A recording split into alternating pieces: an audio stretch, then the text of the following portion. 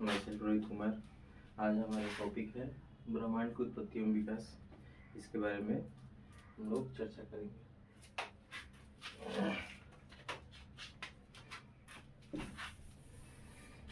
ये हमारे चैप्टर शुरू करने के पहले कुछ हमारे भूगोल वेता के कथन है, उसको हम देखेंगे कि उन्होंने क्या क्या कहा है।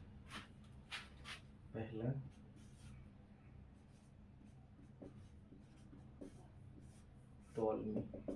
टॉलमी ने कहा था, इन्होंने जियोसेंट्रिक मॉडल दिया था। इन्होंने हमारे सोलर सिस्टम के बारे में इन्होंने जियोसेंट्रिक मॉडल दिया था। जियोसेंट्रिक मॉडल क्या है उसको समझेंगे। इन्होंने सोलर सिस्टम जो हमारा कंप्लीट एक सिस्टम है उसके बारे में इन सभी पे क्या कहना है उसको हम जानेंगे। ठीक है, तो इन्होंने टॉलमी साहब ने एक अपना थ्योरी दिया था जिसका नाम था जियोसेंट्रिक मॉडल।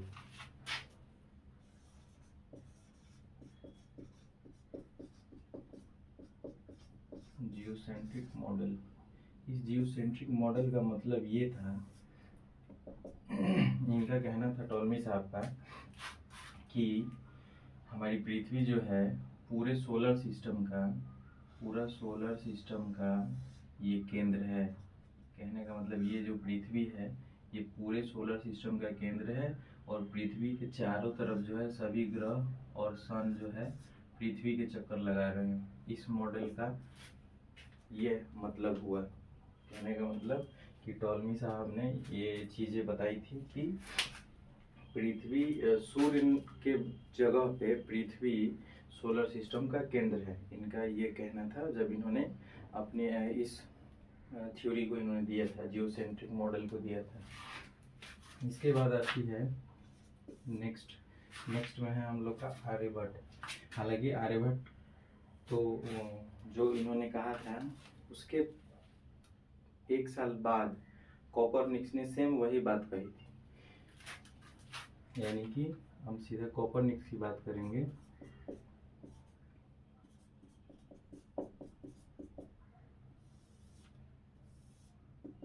कोपरनिकस ने ये जो इन्होंने मॉडल दिया था हेलियोसेंट्रिक मॉडल, इनका जो मॉडल था वो हेलियोसेंट्रिक मॉडल था। आप समझते हैं कि हेलियोसेंट्रिक मॉडल क्या है। हेलियोसेंट्रिक मॉडल का मतलब यह हो गया, इसका जस्ट अपोजिट। कहने का मतलब कि हमारे सोलर सिस्टम का जो केंद्र है उसको सन बनाया गया। कहने का मतलब कि हमारे सन के चारों तरफ सभी ग्रह, पृथ्वी और जितने भी हमारे सभी ग्रह हैं, बुध, शुक्र, पृथ्वी, मंगल, बृहस्पति, शनि, अरुण, वरुण, ये सभी जो है धूमकेतु, ये सभी जो है सन के चारों तरफ चक्कर लगा रहे हैं। हेलियोसेंट्रिक का मतलब यह हुआ। यहाँ पे दोनों चीज देखने को मिल गया, जियोसेंट्रिक और हेलियोसेंट्रिक। जियोसेंट्रिक में क्या होता है कि इस मॉडल में टॉलमी ने कहा है कि जो है सोलर सिस्टम का जो केंद्र बिंदु है वो अर्थ है।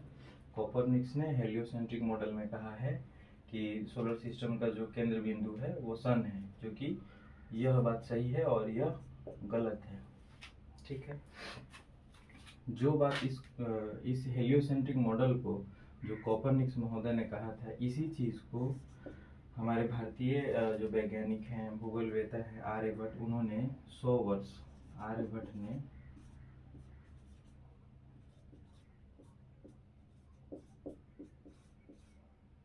1000 वर्ष पूर्व बताया था। यही चीज था जो कोपरनिकस ने अपने समय में बताया है, उसके इनके कहने के एक साल पूर्व ही, पहले ही आर्यभट्ट ने इस चीज को बता दिया था कि सन जो है हमारे सोलर सिस्टम का केंद्र बिंदु है, ना कि पृथ्वी। ये गलत है। पृथ्वी जो है हमारा सोलर सिस्टम का केंद्र बिंदु नहीं है। हमारे सोलर सिस्टम का केंद्र बिंदु कौन है? सन है। ठीक है, और सन के चारों तरफ हम देखते हैं सभी ग्रह जो है इसके चक्कर लगाते हैं, और जो भी सन के आसपास जितने भी ग्रह हैं वो गुरुत्वीय बल के कारण उनसे खिंचाव में रहते हैं और एक सामान्य दूरी पर जो है अपने एक कक्षा में चक्कर काटते हैं। और सभी ग्रह जो हैं अब उनका अपना अपना कक्षा है, उसी कक्षा में ऑर्बिट में घूमते हैं। एक कक्षा एक ग्रह दूसरे ग्रह की कक्षा में नहीं जाता है। अगर वह चला जाता है तो जो भी ग्रह दूसरे ग्रहों की कक्षाओं को काटेगा तो उस ग्रह को ग्रह की श्रेणी से निकाल दिया जाता है, जैसे प्लूटो को निकाला गया। ठीक है। उसके बाद आता है गैलीलियो साहब का।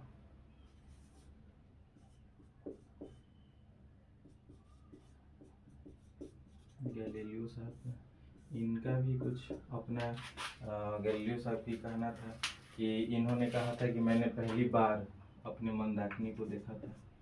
मंदाकिनी, मंदाकिनी कहने तो मतलब हमारा गैलेक्सी,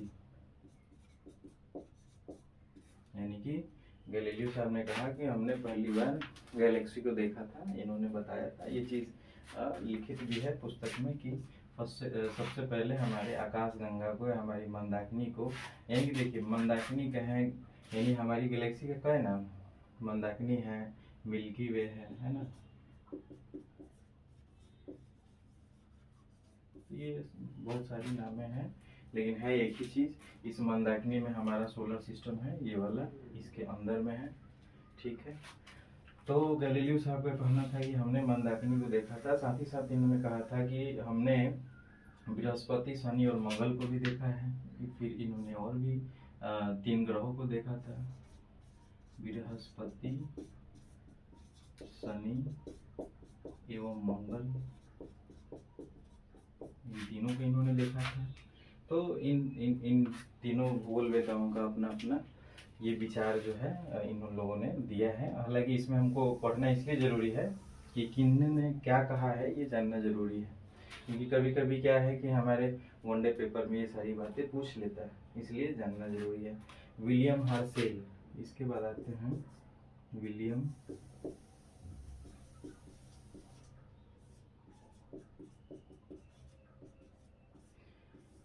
विलियम हर्शेल का जो कहना था कि पृथ्वी, सूर्य एवं अन्य पिंड आकाश गंगाओं के अंश हैं। इन्होंने कहा था कि पृथ्वी, सूर्य एवं अन्य पिंड आकाश गंगा का अंश है। ये बात भी सही है, आकाश गंगा का अंश है। और उनकी खोज भी, तारों का वितरण का अध्ययन, ये सारे इन्होंने किया। जैसे तारों का वितरण कैसे हुआ है उसका अध्ययन, तारों के वितरण का अध्ययन, ये सभी विलियम हर्शेल का कहना था। अब देखिए जितने भी वैज्ञानिक हैं सबका अपना अपना विचार है कि कौन सी चीज़ें किस तरीके की रही हैं, तो उसको हमें ये सब जानना है और वो सारी चीज़ें हम आपको यहाँ पे बता रहे हैं। टॉलमी का कहना था जियोसेंट्रिक मॉडल। जियोसेंट्रिक मॉडल का मतलब होता है कि सोलर सिस्टम के केंद्र का जो भाग है वो पृथ्वी रहा होगा। पृथ्वी के ग्रह जो है सारे ग्रह चक्कर काटे होंगे। हेलियोसेंट्रिक मॉडल का मतलब हो गया कि हमारे सोलर सिस्टम का जो केंद्र बिंदु है वो सन होगा, न कि पृथ्वी। लेकिन सही ये हेलियोसेंट्रिक है, जियोसेंट्रिक गलत अवधारणा है, गलत मॉडल है। गैलीलियो ने कहा कि मंदाकिनी को मैंने फर्स्ट टाइम देखा था और बृहस्पति और शनि को मैंने फर्स्ट टाइम देखा था। और गैलीलियो ने अपना जो है दूरबीन बनाया था, उससे इन्होंने देखा होगा। विलियम हर्शेल, इन्होंने कहा कि पृथ्वी, सूर्य एवं अन्य पिंड आकाश गंगाओं के अंश है। ये भी बात सही है, क्योंकि हमारा सोलर सिस्टम जो है कहाँ पे है, आकाश गंगा में है। और आकाश गंगा में ये क्या नाम है, सोलर सिस्टम हमारा जब इसी आकाश गंगा के अंदर है हमारा सोलर सिस्टम, बीच में है सन के चारों तरफ सभी पृथ्वी, शुक्र, शनि, मतलब जितने भी ग्रह इसके चक्कर काट रहे हैं। तो जब ये सोलर सिस्टम के अंश होंगे तो सोलर सिस्टम किसका अंश होगा, आकाश गंगा का। तो अल्टीमेटली देखा जाए तो पृथ्वी, सूर्य और अन्य पिंड किसके हो जाएंगे, आकाश गंगा के। क्लियर, ये बात सही है। तो एक और देखते हैं, पांचवें वैज्ञानिक हब्बल साहब। इनका टेलीस्कोप काफी वो हुआ था, चर्चित हुआ था। हब्बल टेलीस्कोप इन्होंने बनाया था। उस टेलीस्कोप का बहुत इस्तेमाल हुआ काफ़ी दिनों तक। उसी टेलीस्कोप के बेस पे आज का टेलीस्कोप बनाया गया। तो हब्बल साहब का टेलीस्कोप काफ़ी फर्स्ट टाइम इन्होंने ही बनाया था। इनका कहने का मतलब है कि ब्रह्मांड का विस्तार हो रहा है। इन्होंने क्या कहा था, ब्रह्मांड का विस्तार हो रहा है। ठीक है, जब ब्रह्मांड का विस्तार होगा तो आकाश गंगाएं भी दूर जाएंगी, है ना। तो और क्या है, आकाश गंगाएं एक दूसरे से दूर जा रहे हैं। ठीक है, हमने देखा कि टॉलमी साहब ने कहा जियोसेंट्रिक मॉडल है हमारे सोलर सिस्टम का, जो कि गलत है। जियोसेंट्रिक मॉडल का मतलब ही होता है कि सोलर सिस्टम का केंद्र बिंदु अर्थ होगा, जबकि सन होना चाहिए, ये गलत है। कोपरनिकस ने बताया था कि हमारा सोलर सिस्टम हेलियोसेंट्रिक मॉडल पे काम करता है, बिल्कुल सही बात है। गैलीलियो साहब ने कहा था कि हमने फर्स्ट टाइम मंदाकिनी को देखा है और उसके साथ साथ पृथ्वी, शनि और मंगल को भी देखा है। ठीक है, विलियम हार्सेल ने कहा था कि पृथ्वी, सूर्य एवं अन्य पिंड आकाश गंगाओं के अंश हैं। ये बात सही है, क्योंकि हमारे आकाश गंगा में ही सोलर सिस्टम है और सोलर सिस्टम के ही सारे भाग हमारे आपके वो हो गए ग्रह, पिंड और तारे। ठीक है, हाँ हो गया। हबल साहब ने बोला था कि ब्रह्मांड का विस्तार हो रहा है, बिल्कुल सही बात है। जब हमारे अभी हम आगे पढ़ेंगे, जब बिग बैंग थ्योरी में ब्रह्मांड का निर्माण होता है तो वो क्या है कि निरंतर एक्सपेंड हो रहा है, फैल रहा है आसमान में।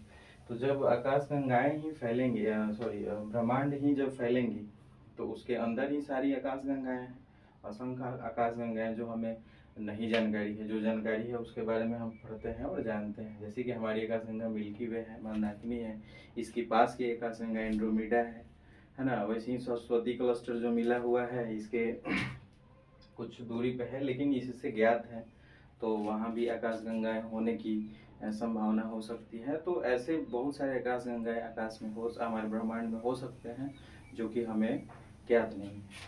ठीक है, तो ये हो गया। तो अब देखते हैं आगे कि ब्रह्मांड की उत्पत्ति के सिद्धांत में और क्या क्या चीज़ें महत्वपूर्ण हैं जिसको हमें जानना जरूरी है।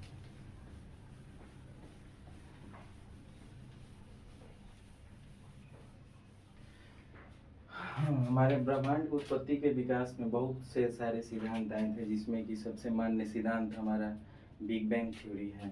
बिग बैंग थ्योरी इसलिए मानक सिद्धांत है क्योंकि उसकी जितनी भी उसमें थ्योरिटिकल जो उसकी अपनी बातें रही हैं, वो आज के आकाश गंगा के जो विस्तार का बात होता है, चाहे उसमें ग्रह का अपना चलने का प्रक्रिया होता है, और भी कई घटनाएं जो होती हैं, उस बिग बैंग थ्योरी में जो घटनाएं घटित हुई थी उनसे 100% मिलती जुलती हैं। इसलिए इस बिग बैंग थ्योरी का जो है अधिक मानक है और इसको माना गया है, इसलिए हम लोग बिग बैंग थ्योरी को देखेंगे।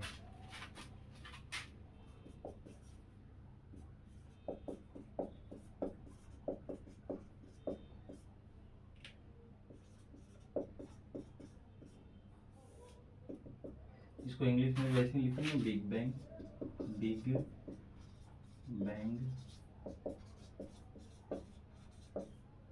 थ्योरी। अब देखिए बिग बैंग थ्योरी क्या है, कुछ बड़ा चीज नहीं, इसको समझना है बिल्कुल आसान है। ये कुछ नहीं है, बिग बैंग क्या है, एक बड़ा धमाका हुआ होगा। अब देखिए इसमें क्या होता है बिग बैंग थ्योरी में, बिग बैंग थ्योरी कहता है कि जो हमारा समस्त ब्रह्मांड, मतलब आज जो हम ब्रह्मांड देख रहे हैं, वो सभी चीजें, आकाश, तारे, पिंड, धूमकेतु, आकाश गंगाएं, सोलर सिस्टम, ब्रह्मांड, सब एक ही जगह, एक जगह था, एक जगह एक बिंदु पे निहित था। कहने का मतलब कि हमारा समस्त ब्रह्मांड एक ही बिंदु पे, ऐसे मान लीजिए कोई बिंदु है, इसी पे निहित था। इस बिंदु का नाम दिया गया था, इस बिंदु का नाम था सिंगुलैरिटी।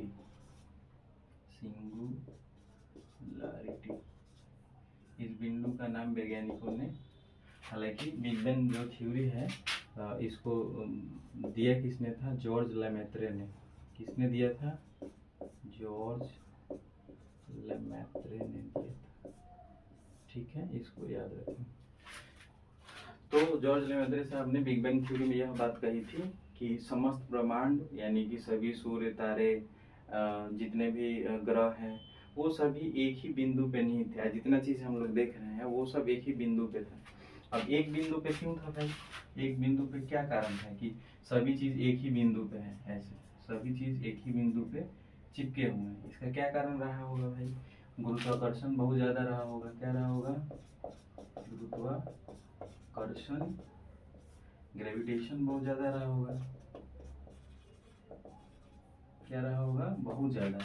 अगर इसका ग्रेविटेशन ज्यादा रहा होगा तभी तो सभी चीजों को अपने ऊपर दबा के खींच के रखा हुआ था। ठीक है, अब गुरुत्वाकर्षण जब ज्यादा होगा, किसी भी चीज का जब गुरुत्वाकर्षण ज्यादा होगा तो उसमें क्या होगा कि आसपास की चीजें, जितने भी कण पदार्थ जो हैं उस पर चिपकते जाएगी।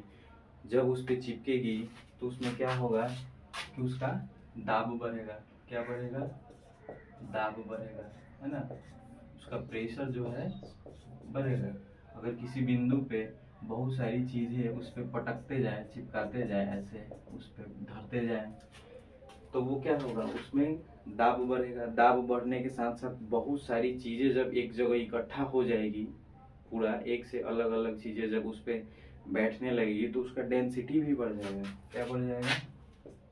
उसका घनत्व भी, उसका डेंसिटी भी बढ़ जाएगा। अब एक चीज जानिए आप यहाँ पे, ये जो सिंगुलरिटी बिंदु है, आपने जाना हमारे जॉर्ज साहब के हिसाब से कि एक ही बिंदु पे समस्त ये जो ब्रह्मांड है उसी पे निहित था। समस्त ब्रह्मांड निहित होने के पीछे रीजन क्या रहा है कि इसी बिंदु पे क्यों था? क्योंकि इस बिंदु पे गुरुत्वाकर्षण बल का अधिकता था, मतलब अधिक गुरुत्वाकर्षण बल था। गुरुत्वाकर्षण बल अधिक था, इस कारण क्या हुआ था कि सभी चीजें इस पे क्या हो रही थी, कुछ समय लगा होगा, चिपक रहे हैं, तो कहने का मतलब कि धीरे धीरे आकर के सब चीजें इसी पे, जो इसके आसपास जो भी चीजें आई होंगी वो अपने तरफ खींच लिया होगा गुरुत्वाकर्षण बल के कारण। तो जब बहुत सारी चीजें इस बिंदु पे इकट्ठा हुई होंगी, बहुत सारे पदार्थ कण इकट्ठा हुए होंगे, तो उससे क्या हुआ होगा कि उसका घनत्व बढ़ा होगा। घनत्व जब बढ़ा होगा तो उस पर बहुत ज़्यादा प्रेशर यानी लोड पड़ने के कारण उसका प्रेशर बढ़ा होगा, दाब बढ़ा होगा। दाब जब बढ़ा होगा तो एक समय ऐसा आया होगा कि यह फटने के कगार पे आ गया होगा। अब सोच के देखिए कि किसी चीज़ पे अगर हम निरंतर कई सालों तक अगर कोई चीज़ उस पर दबाए, किसी चीज़ से, जैसे कि मान लेते हैं कि कोई बॉल है, उस बॉल पे हम भारी वस्तु रखते जा रहे हैं तो एक समय ऐसा आएगा कि वस्तु का जो रखने का प्रक्रिया है उस प्रक्रिया में उसका घनत्व बढ़ जाएगा, जिसके कारण उसका प्रेशर हाई हो जाएगा और वो बॉल फट जाएगा। उसी तरीके से ये बॉल जो है फट गया, ये बिंदु जो है फट गया। ये बिंदु जब फटा, ये बिंदु जब फटा तो क्या हुआ? ये बिंदु जब फटा तो ये यहाँ चारों तरफ जो है, ये बिंदु पहले कॉम्पैक्ट था, दबा हुआ था, अब ये चारों तरफ क्या हुआ? ब्रह्मांड में ऐसे फैलने लगा। ये बिंदु फटने के बाद क्या हुआ? ऐसे फैलने लगा। जब यह फैलने लगा चारों तरफ तो क्या हुआ यहाँ से कि हम देख रहे हैं कि यहाँ से स्थान का निर्माण हो रहा है। कैसे भाई? अब कोई चीज यहाँ थी, अब ये चल करके यहाँ आएगी तो यहाँ बीच का जो स्थान है, जो जगह है, ये तो बना ही ना, निर्माण हुआ, क्योंकि यहाँ से यहाँ इसको आने में समय भी लगा होगा। अब देखिए यहाँ से समय का भी गणना यहीं से शुरुआत हुआ है। कहने का मतलब कि जो आज हमारा समय होता है, जो दिन तारीख होता है, वो समय का भी गणना हम मानते हैं कि यहीं से शुरू हुआ है। बिग बैंग का जहाँ से विस्फोट हुआ है वहीं से स्थान का भी, समय का भी यहीं से ही निर्माण हुआ है। कहने का मतलब कि जब ये चीजें घटित हुई होंगी तो उस समय जीरो रहा होगा समय, और जैसे ये फटा होगा तो वहां से समय चलना शुरू कर दिया है, ऐसा वैज्ञानिकों का मानना है। यानी कि समय का भी गणना, स्थान का भी गणना यहीं से शुरू हुआ है। कहने का मतलब कि जो आज हम स्थान देख रहे हैं, चाहे वो यूनिवर्स में है, चाहे हमारे पृथ्वी पे है, वो सभी स्थान इसी से बनना शुरू हुआ होगा, समय भी इसी से शुरू हुआ होगा। तो ये दो चीज तो समझने की बात हो गई, लेकिन इसके अलावे एक और चीज है जो कि बहुत महत्वपूर्ण है। इससे जब ये विस्फोट हुआ, इस सिंगुलरिटी में जब विस्फोट हुआ तो ये तो पहले दबा हुआ था, और जब विस्फोट हुआ तो ये फैलने लगा। जब ये फैलने लगा तो इस विस्फोट के बाद इससे कुछ मौलिक कण बने। इससे क्या बने? कुछ मौलिक कण, इस कण का निर्माण हुआ, इसके फटने के बाद कुछ मौलिक कण का निर्माण हुआ। वो मौलिक कण क्या क्या रहा होगा उसको हमको देखना है। वो मौलिक कण थे आपके न्यूट्रॉन थे, प्रोटॉन थे, इलेक्ट्रॉन थे, पॉजिट्रॉन थे, है ना, पॉजिट्रॉन थे, फोटॉन, ये सारी कण का निर्माण हुआ। जब ये सिंगुलरिटी में विस्फोट हुआ तो आपने देखा कि ये दो घटनाएं भी हुई, स्थान और समय का यहाँ से गणना शुरू किया गया। उसके बाद मौलिक कण का निर्माण हुआ, है ना। तो पहला मौलिक कण क्या बना भाई, neutron, proton, electron, positron, photon, ये सारे मौलिक कण बने।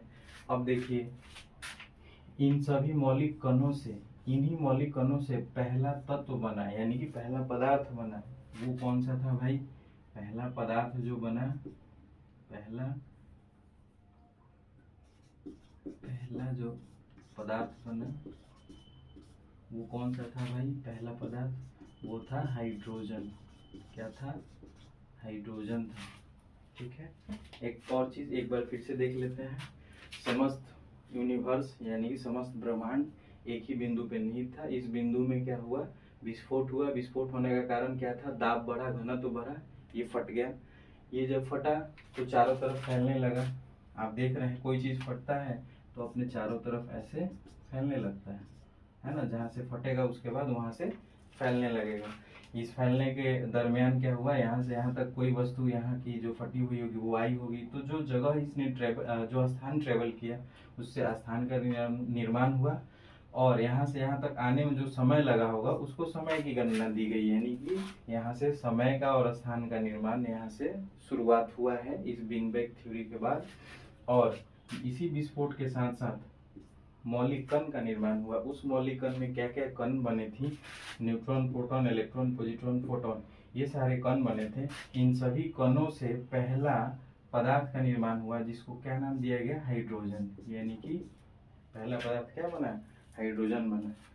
अब समझते हैं जब यह विस्फोट हुआ, ये जो विस्फोट आप देख रहे हैं यहाँ पे, हम इस चीज इस फिगर को हम यहाँ ड्रॉ कर रहे हैं। देखिए भूगोल में जितना हो सके हम आकृति और फिगर ये सब बहुत जरूरी है। जितना हम बनाएंगे वो इतना हमें वो कॉन्सेप्ट समझ आएगी। ठीक है, तो ये जो सिंगुलरिटी बिंदु का जो फटने का जो आकृति है उसको हम यहाँ बनाते हैं। यहाँ पे ऐसे मान लीजिए ये चारों तरफ फैली हुई है। ये विस्फोट के बाद ये बिंदु से ये पदार्थों का निकलना और फैलाव देख रहे हैं हम लोग। अब देखिए इन घटना से क्या हुआ, ये जो फैलाव है इससे लाखों करोड़ों है ना किलोमीटर तक हाइड्रोजन गैस के बादल बनने लगे। क्या बने, बादल बने। देखिए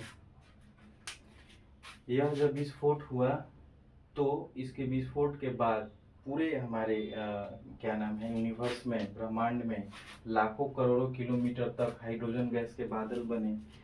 ये बादल कैसे बने, लाखों करोड़ों किलोमीटर कहने का मतलब कि कई प्रकाश वर्ष तक ये फैले हुए गैस के बादल बनने लगे। बहुत दूर दूर तक ये गैस के बादल बनने लगे। ठीक है, इस विस्फोट के बाद तो ये जो गैस के बादल बने होंगे वो कैसे बने होंगे, ऐसे ऐसे फैले होंगे चारों तरफ, जहाँ तहाँ ऐसे। ये लाखों करोड़ों प्रकाशों वर्ष तक ऐसे फैले होंगे। जो आज के हम लोग बादल देखते हैं ये धूल कण वाला, ये बादल वैसे ही रहे होंगे, लेकिन किस चीज के बादल बने थे, ये बने थे हाइड्रोजन के, हाइड्रोजन गैस के बादल बने हुए थे। तो इसमें हमें एक चीज जानना है कि इस हाइड्रोजन गैस के जो बादल बने थे, इस बादल में क्या हुआ था कि कहीं कहीं पे हाइड्रोजन गैस की कणें जो है, हाइड्रोजन गैस जो है कहीं कहीं पे नजदीक थी, है ना, और कहीं कहीं पे इनके कण जो है हाइड्रोजन गैस के जो धूल कण है वो क्या थे, कहीं कहीं पे दूरी पे थे, कहीं कहीं पे नजदीक पे थे। ऐसे ये जो है एकदम नजदीक पे। कभी देखते हैं आप आकाश में कहीं कहीं पे बादल क्या होता है कि बिल्कुल ही एकदम कम्पैक्ट होता है, पास पास होता है, उसके आर पार कुछ दिखता नहीं है। उसी तरीके से इस हाइड्रोजन गैस के बादल में, ये हाइड्रोजन गैस का क्या है, बादल है। कैसे बना, इसके विस्फोट के बाद। ठीक है, तो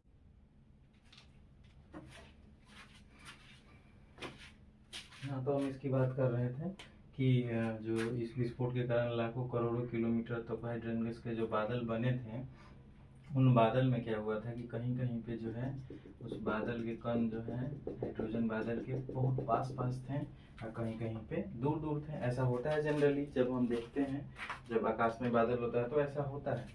तो जहाँ पे गैस के बादल जो हैं, जहाँ पे पास पास थे, बहुत पास पास थे, तो उनमें क्या हुआ होगा, जो वहाँ पे जो कण मौजूद होगा हाइड्रोजन गैस के, जो यानी कि जो हाइड्रोजन गैस का जो कण यानी हाइड्रोजन गैस जो वहाँ पे मौजूद होगा, उस गैस में क्या होगा, हाइड्रोजन जब काफी पास पास होंगे तो उनके नाभिक आपस में, यानी कहने का मतलब कि एक दूसरे से अगर बहुत कॉम्पैक्ट होंगे, दबे होंगे, पास पास होंगे तो दबे ही होंगे, तो उनका नाभिक एक दूसरे के नाभिक से क्या करेगा कि वहाँ पे फ्यूजन करेगा, कहने का मतलब नाभिकीय अभिक्रिया करेगा, है ना।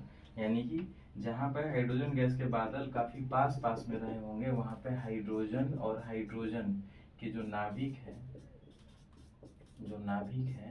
उनमें क्या होगा, नाभिकीय संलयन होगा। उनमें क्या होगा, उनमें उनमें नाभिकीय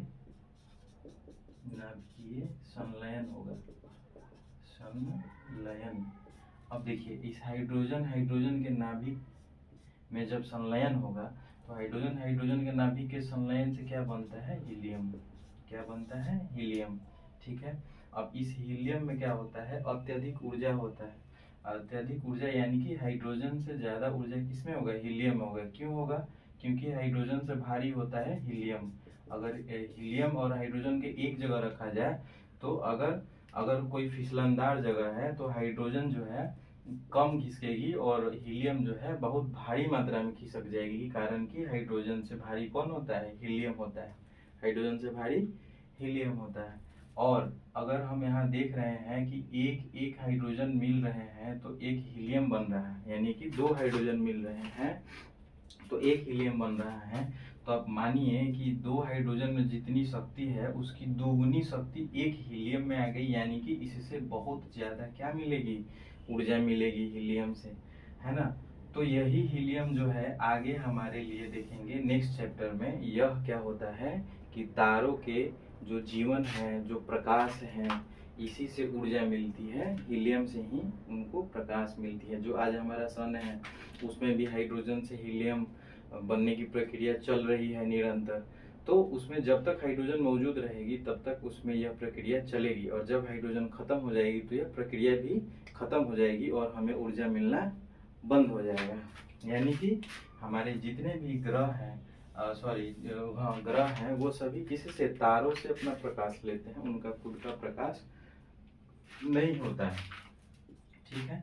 अब एक और चीज समझते हैं, जो ये हाइड्रोजन गैस के बादल हमने देखा है, ये लाखों करोड़ों प्रकाश वर्ष तक जो फैला हुआ है, किलोमीटर तक जो फैला हुआ है, ये जहाँ जहाँ पे ये चीजें आप देख रहे हैं, ये हाइड्रोजन गैस के जो बादल जहाँ पे काफी कहीं पे सघन है और कहीं पे दूर दूर है, जो सघन है चाहे दूर है, ऐसे बादलों को क्या बोला जाता है, चाहे ये दूर वाले हो या नजदीक वाले, ऐसे बादलों को, हाइड्रोजन गैस के ऐसे बादलों को जो सघन है, जिनमें हाइड्रोजन से हीलियम बनने की प्रक्रिया चल रही है, वैसे हाइड्रोजन बादलों के गैसों को कहा जाता है नेबुला। क्या कहा जाता है, नेबुला, है ना। क्या कहा जाता है, नेबुला। नेबुला मतलब इसकी हिंदी में बात करें तो निहारिका। क्या कहते हैं इसको, निहारिका। आपको पता है कि किसी भी तारों का जो है जन्म, तारों का जन्म जो है किससे होता है, नेबुला से होता है।